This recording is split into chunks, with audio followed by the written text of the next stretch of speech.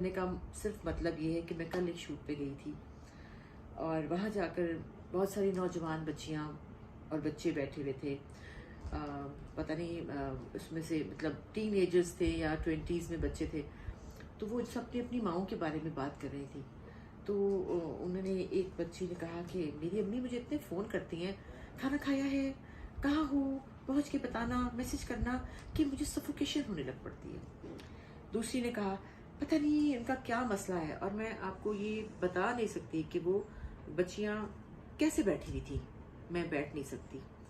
उन्होंने जॉकर्स पहने हुए थे, जीन्स पहनी हुई थी और जूते जो थे वो सोफे के ऊपर रखे हुए थे और वो बिल्कुल ऐसे करके थी। और मुझे नहीं पता, खैर जो भी था वो उनका एक अलग मामला है। लेकिन वो बच्चियां अपनी माओं के बारे में बात कर रही थी कि माएँ जो हैं वो क्यों फ़ोन करती हैं, उनको कोई बीमारी है, उनको कोई मसला है। दे दें, आप स्क्रिप्ट दे दें, दे कोई बात नहीं, साथ साथ में काम भी तो करूँ ना। उनको कोई प्रॉब्लम है, उनको कोई ज़हनी मसला है, क्या है, उनको आराम से क्यों नहीं बैठती। मैंने उनसे कहा कि देखिए माएँ ऐसे ही होती हैं, बच्चे कितने ही बड़े हो जाए, मुझे अभी तक अपने जैसे कि मैं ज़ारा का जिक्र करती हूँ, फिक्र होती है ना।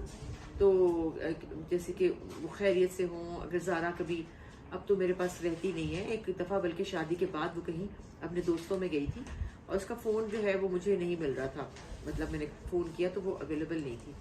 वो असद को बता के गई थी, मेरे पास लाहौर में थी। दरअसल वो बैठी थी बेसमेंट में जहाँ पे सिग्नल्स नहीं आ रहे थे।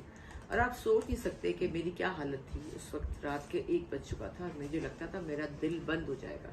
हालांकि वो शादीशुदा थी, अपनी मियाँ की मर्जी से गई थी, अपने दोस्तों में गई थी, लेकिन फिर भी मुझे लगता था मैं आज फौत ही हो जाऊंगी, क्योंकि हालात ज़माना ऐसा है कि आपको अजीब अजीब वसवसे ख्यालात ज़हन में आते हैं। तो मुझे कुछ पता नहीं था कि जिसके साथ गई थी उनका नंबर नहीं था मेरे पास। फिर मैंने कराची उसकी एक फ्रेंड को फ़ोन किया, उससे मैंने उनका फ़ोन नंबर लिया।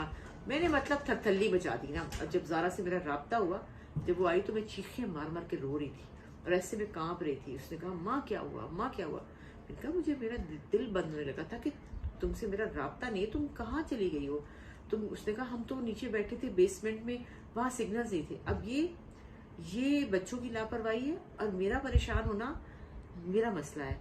लेकिन मुझे ये अफसोस हुआ। खैर मेरी बेटी ने मुझसे माफ़ी मांगी, उसने कहा मैं आइंदा ऐसे नहीं करूँगी। मैंने कहा आपने मुझे बताना है, क्योंकि ये माओं की मजबूरी है कि उन्होंने पूछना होता है कि आप कहाँ हैं। और जो अनमैरिड बच्चियाँ हैं, जो घरों से काम करने के लिए निकली हैं, उनके लिए ज़रूरी है कि वो माँ बाप उनको पूछें, माएँ पूछें।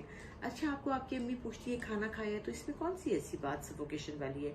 या आपकी अम्मी कहती है कि तुमने फ़ोन नहीं उठाया, उसके बाद आप, अगर आपकी अपनी मर्जी है तो आप अम्मी को कह देंगे मामा, और मामा के बाद आप सो जाएंगे।